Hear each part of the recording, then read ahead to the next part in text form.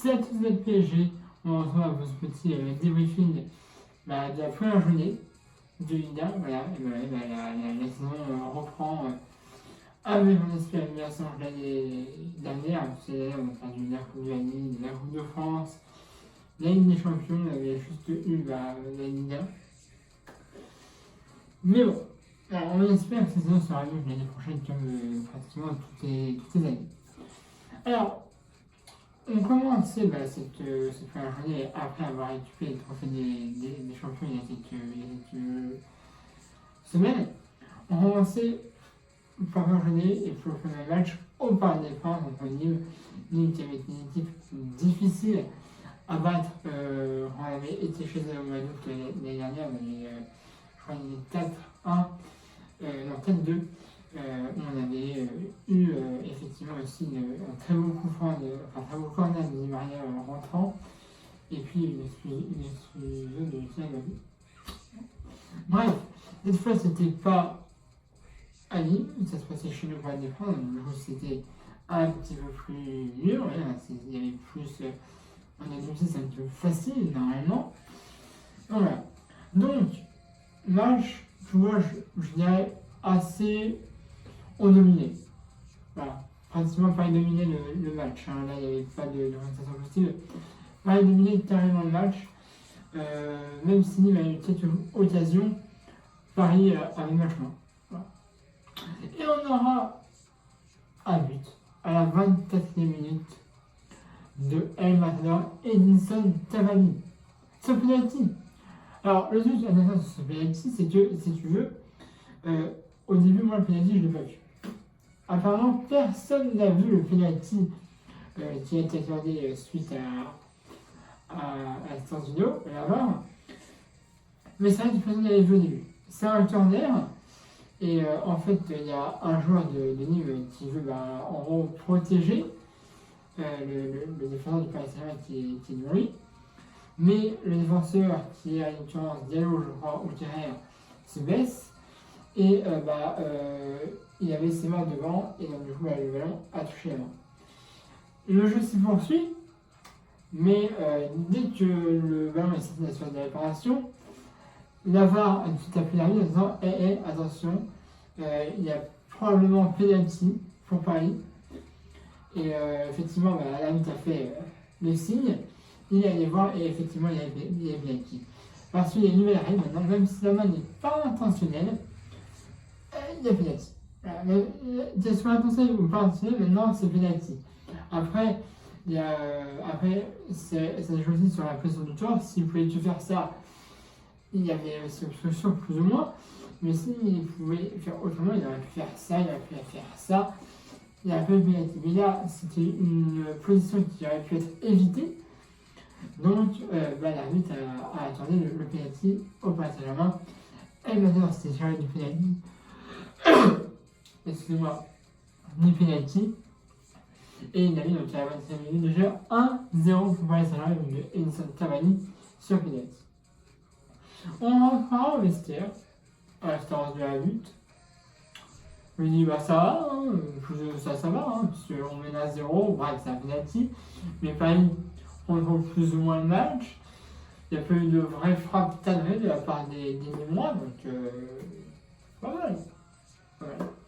Donc, on reviendra sur le terrain. Et là, comme vous savez, Paris déroule, plus ou moins, parce que comme ils font beaucoup de passes qui vont courir à l'adversaire pendant la première mi-temps, la plupart du temps, et en deuxième période, les gens sont plus fatigués au niveau de l'équipe adverse.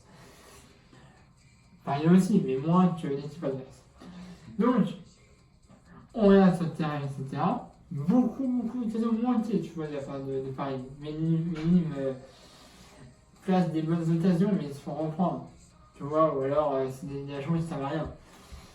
Voilà. Et on aura un but à la 56e minute de jeu.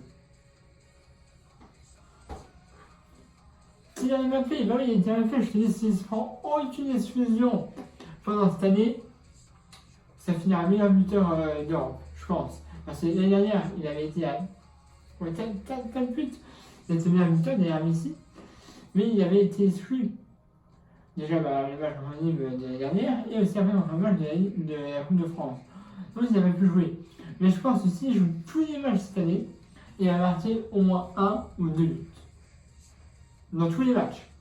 Je pense. Après, peut-être que je me trompe. Mais je pense que l'année dernière, s'il n'avait pas été suspendu de 7 matchs, il aurait fini meilleur buteur du championnat. Et du championnat européen en général. Mais bon, ça c'est mon avis, après on fait ce que vous voulez. Mais moi, je pense que cette année, s'il joue tous les matchs et qu'il n'a pas de suspension, il peut vraiment faire mal. Après voilà. Donc, 56 minutes de jeu, but de canapé, 2-0 pour le Paris Saint-Germain à ce moment-là. Alors, il y a un joueur que j'ai beaucoup apprécié, il est rentré évidemment. Pablo Sarabia, j'avais déjà dans des vidéos précédentes. Le seul qui me dérange chez Pablo Sarabia, c'est qu'il manque un petit peu de vitesse. Voilà, c'est où je cherche la vitesse. Il est bon, c'est un très très bon joueur. Là, je l'ai vu jouer, il a été très bon, c'était une très belle frappe qui était repoussée par le gardien de Nîmes. Mais il manque un tout petit peu de vitesse. Voilà. C'est un très bon joueur, mais il faudrait qu'il aille plus vite, tu vois.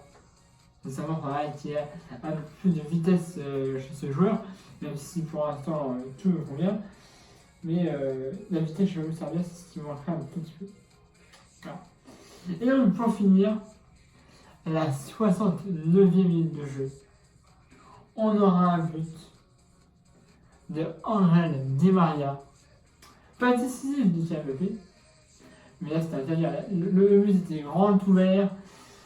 Là, pour un Di Maria, c'est un but qui est totalement fait. Moi, c'est loupé, franchement, ça m'aurait fait mal, mais les Italiens, on a raté un énorme d'ailleurs.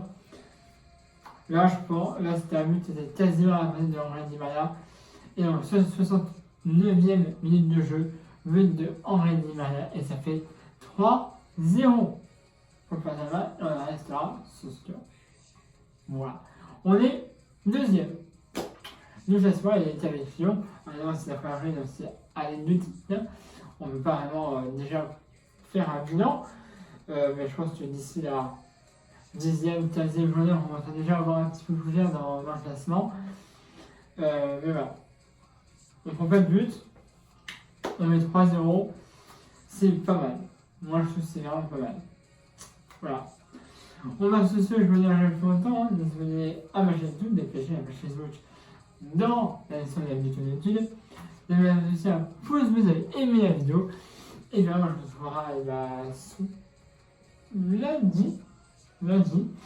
Puisque le prochain match de Paris est dimanche 18. Je crois qu'on sera à domicile. Je sais plus. De toute façon, prochainement, on joue un peu de Stade Rennais. Si je ne dis pas de conneries. Voilà. Voilà, ce sera le deuxième match.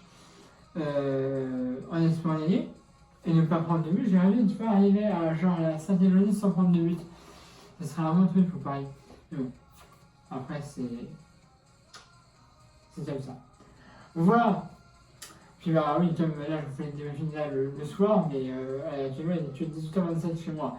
Parce que vous savez, je suis aux USA. Aux États-Unis. Du coup, je vous fais le demi-finale comme je peux. Voilà, bon bah les abonnés à ma chaîne YouTube, dépêchez la page Facebook dans la chaîne YouTube. Mettez aussi un pouce bleu si vous avez aimé la vidéo. Et puis bah à la prochaine vidéo. Allez, salut à tous, pareil magique.